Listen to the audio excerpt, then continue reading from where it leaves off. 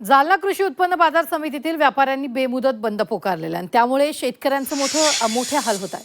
Motiram Agarwal cooperative bank सध्या घोटाळ्यामुळे चर्चेत असून या बँकेची आर्थिक गुन्हे शाखेमार्फत चौकशी सुरू आहे. व्यापाऱ्यांचं या बँकेत पैसे अडकल्याने व्यवहारासाठी पैसे उपलब्ध नसल्याचं कारण व्यापाऱ्यांनी पुढे केलेलं आहे.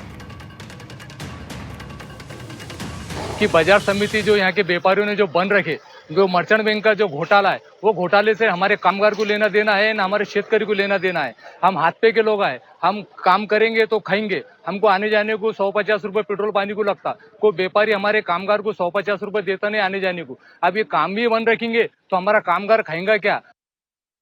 त्या मोतीलालजी अग्रवालच्या बँकेचा जो घोटाळा झाला तो घोटाळा काही शेतकऱ्यांनी आणि कामगारांनी केलेला नाही. तो कुठल्या तरी कर्मचाऱ्यांनी व्यापाऱ्यांनी त्यांनी मिळून केला असेल, त्याची चौकशी चालू आहे.